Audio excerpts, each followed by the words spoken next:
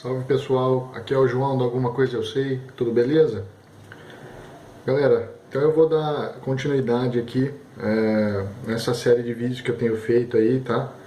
Acerca desses estudos aí, correlacionando, né, o anticristo com a fé muçulmana, a fé islâmica, né?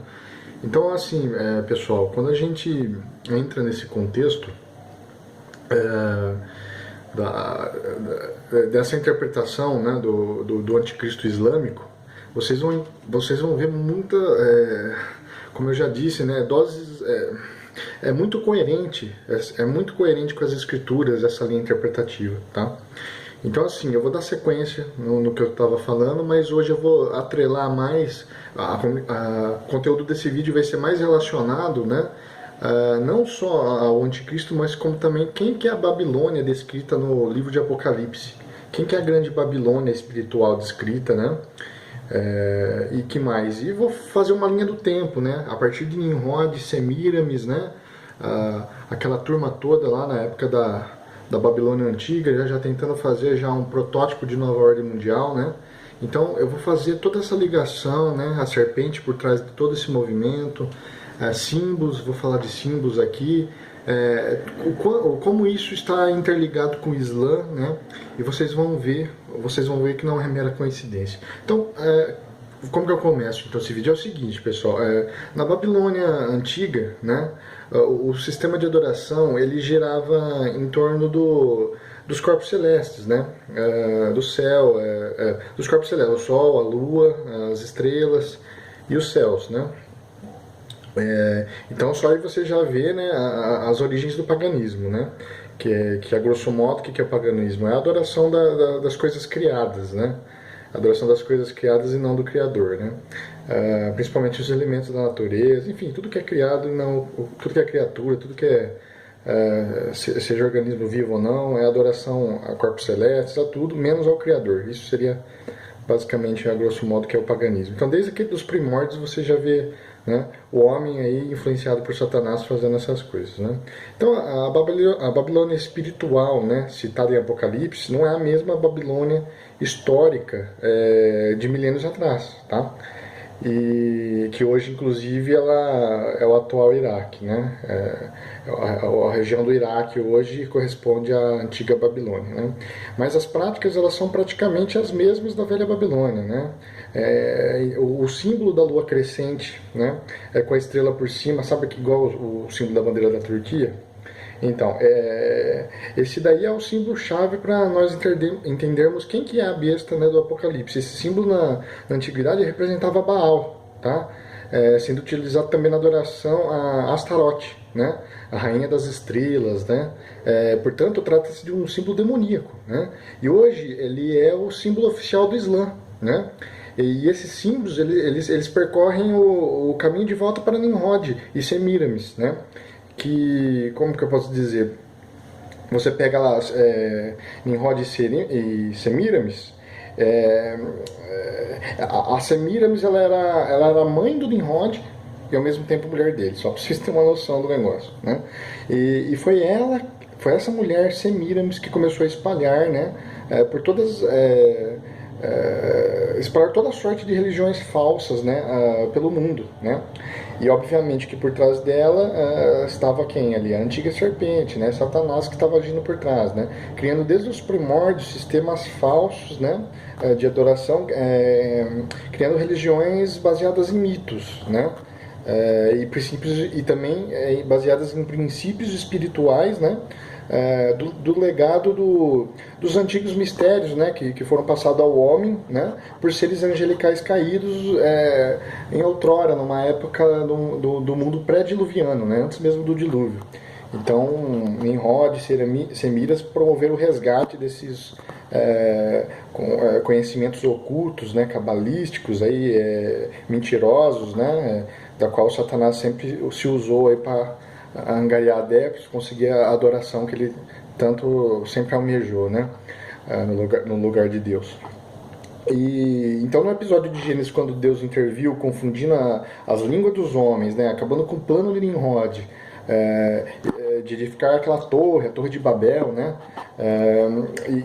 Então, assim, quando Deus extorviu os planos de Nimrod, e o plano dele visava tipo, unificar todas as nações e povos conhecidos, né, para que tentasse implantar tipo um protótipo já da nova ordem desde o princípio, né?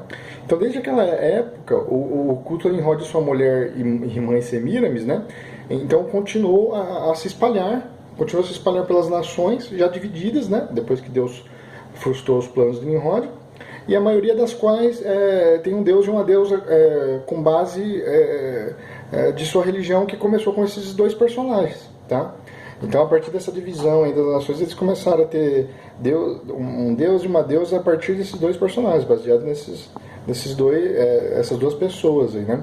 Nimrod e Semiramis. Então, daí em diante, seus cultos passaram a ser passaram de um império para o outro, tá? Então, por exemplo, no Egito haviam os chamados Osíris e Ísis, né?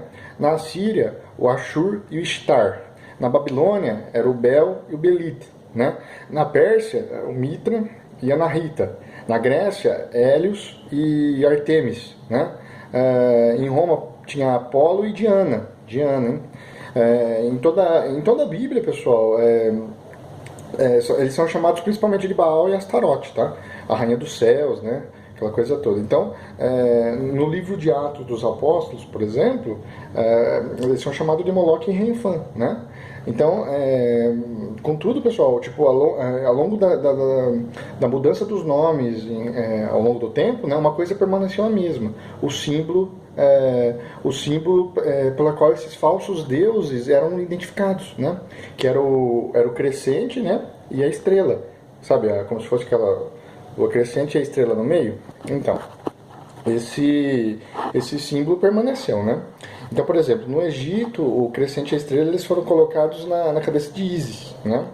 E o touro Apis também carregava a imagem do disco Sol, sabe aquele disco Sol que você vê em figuras mitológicas aí relacionadas ao Egito e todo esse povo conterrâneo aí, então. No Egito eles tinham o crescente e a estrela, eles foram colocados aí, né? No Egito o crescente e a estrela também foram colocados na cabeça de Ísis, né? E esse touro Apis aí que eu falei também carregava essa imagem do disco Sol, tá? De Ísis, né, entre os seus chifres. Então era assim que funcionava, pessoal, ia passando de um império para o outro, né? Sempre a mesma estratégia de Satanás, de promover a idolatria e conseguir a adoração, né, no lugar de Deus. E se vocês olharem, pessoal, assim, mais perto desse disco solar, esse crescente, essa estrela, no caso do touro, Apis, lá vocês vão ver uma serpente, tá? Vocês verem as imagens aí. E quem que é a serpente? A serpente é Satanás, né? Então, vocês pegam, por exemplo, agora, durante a época romana, né? Semiramis ela era adorada sob o nome de Diana, né? A imagem de Diana estava mais uma vez com o crescente e a estrela do Islã, né? E eles também curvam-se e adoram a sua imagem na forma de um meteorito que caiu do céu, né? Esse povo aí que adorava Diana, né? E o Islã faz isso também, né? Por quê? Porque o meteorito ele retrata, né, a sua imagem astrológica da estrela e da lua, né? Então, quando os apóstolos, por exemplo, tentaram ministrar ao povo de Éfeso, Paulo, né?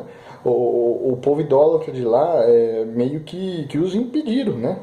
Pois ficavam gritando bem alto, tipo, ficaram gritando bem alto sem parar. Grande é a Diana dos Efésios. Eles ficavam gritando o tempo todo, grande é a Diana dos Efésios, né? Então, a cidade de Éfeso ela era guardiã do templo da Diana, né? E da sua imagem que caiu do céu, que era esse meteoro aí, um meteoro diferenciado, tipo uma pedra negra, sei lá. E a imagem que caiu do céu, ele era, como eu disse, ele era uma pedra negra, né? Era diferente, causou toda essa veneração, e todos os adoradores de Diana, né, adoravam, né, essa pedra aí, da mesma forma gritando, grande, grande, grande é Diana, né, eles entoavam esse grito aí.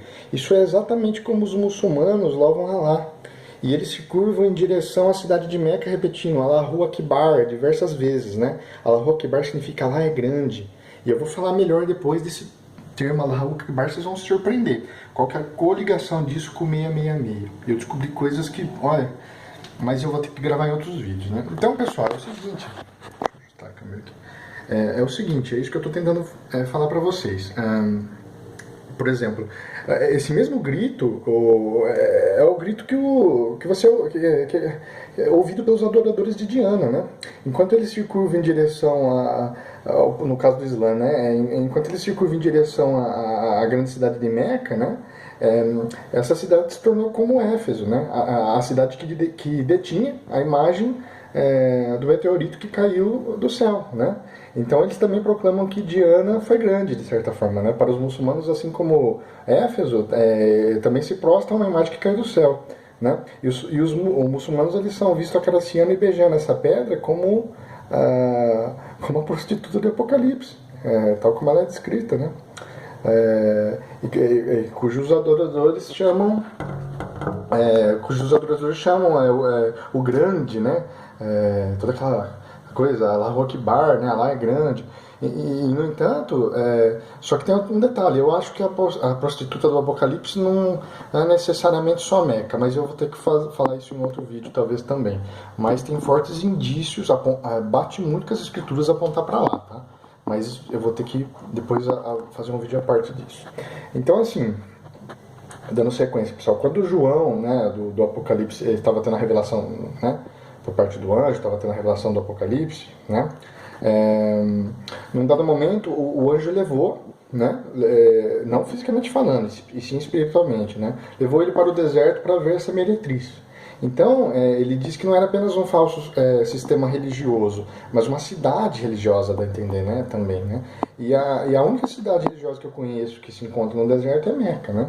E, surpreendentemente, o próprio símbolo da estrela de Semíramis, né, a prostituta lá, né, porque tem essa ligação, né? A Semíramis remete à prostituta e agora a Babilônia espiritual, e a gente tem que saber identificar o que é essa Babilônia espiritual, né? Que remete à prostituta, que, por conseguinte, tudo iniciou com Semíramis. Então, surpreendentemente, o símbolo da estrela de Semíramis ainda está sendo cultuado até hoje por muçulmanos em todo o mundo, na forma da pedra Kaaba, que é o local mais sagrado para eles lá, né? A pedra Kaaba. Então, os muçulmanos, eles afirmam que a pedra Kaaba era uma estrela que caiu do céu, né? Tipo um meteoro, sei lá. E o mesmo símbolo da estrela Semíramis, né? Que é a rainha dos céus, foi tida como rainha dos céus, é o mesmo símbolo. É o mesmo símbolo. Então, tipo assim, ela está sendo adorada até hoje, entendeu? Exatamente onde o anjo revelou a João que a meretriz poderia ser encontrada. Aonde? No deserto, né? Então não é por acaso essas revelações que Deus deu, né? Então, portanto, fica difícil você enquadrar Roma como a Babilônia do Apocalipse, como muitos protestantes e evangélicos em geral fazem, né? Fica um pouco desconexo, né? Então, assim, outro detalhe, né? A última vez que Israel estava no deserto, eles estavam adorando um Deus falso, lembra? Na época do Êxodo, né? O bezerro de ouro que Moisés destruiu. Então, esse bezerro, ele era o mesmo bezerro Deus do Egito, o Deus touro, né? Que levou o próprio símbolo da prostituta Ísis entre seus chifres, em forma de crescente. Olha a conexão aqui. Então, graças a algumas descobertas arqueológicas recentes, né, é sabido já que essa falsa adoração ocorreu naqueles tempos no deserto, né, que essa falsa adoração ocorreu naqueles tempos lá do deserto, do Êxodo, no território onde hoje é conhecido como Arábia Saudita. Você está entendendo? Vai ligando as coisas. Então, o mesmo país e deserto onde os judeus adoraram este ídolo, né? Que é a Arábia Saudita, foi o mesmo local, hoje é a Arábia Saudita. E a estrela é símbolo da prostituta também, então está tudo relacionado. Então é o mesmo país e deserto no qual encontramos a cidade de Meca, você entendeu? Esse mesmo país e deserto, né? É o mesmo, porque a Meca está na Arábia Saudita, né? Então, a Meca se tornou o centro global de adoração da lua e da estrela, né? Exatamente a mesma região da antiga Babilônia. Então, por exemplo, você pega, antes do Islã, Meca era uma cidade dedicada a muitos falsos deuses. Tinha muita idolatria lá, você entendeu? E a falsa deusa Alat, ela era a esposa de Alá. Alat era a deusa da lua, né? E deusa da fertilidade. Aliás, a deusa da fertilidade... Alat era a deusa da lua, né? E a deusa da fertilidade Semíramis, que Satanás tem usado desde o início. Você está entendendo? Por quê? Ele só vai trocando os nomes, né? Esse aspecto Deus da lua, Deus do sol, Saturno, Deus da fertilidade, é tudo artimanhas de Satanás. Pode ter certeza do que eu estou te falando.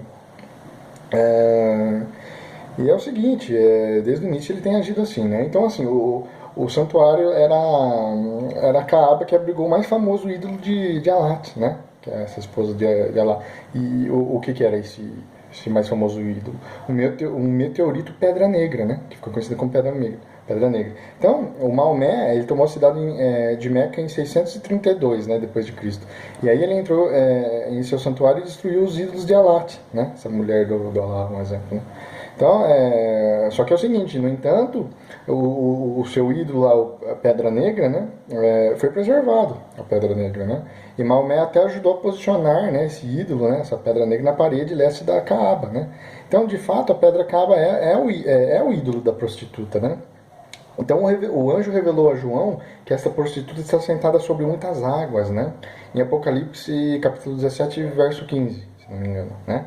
E ele diz assim, João falando para o anjo, né?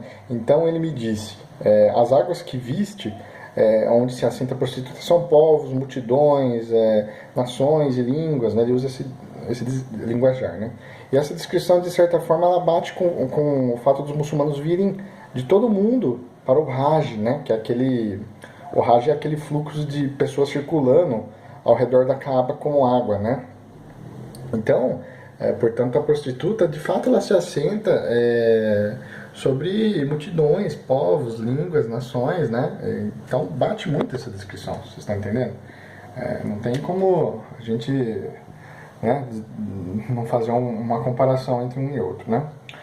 E é onde o pessoal, eles se prostram e adoram a imagem de Semíramis ou Diana, indiretamente, né? Que caiu do céu, né?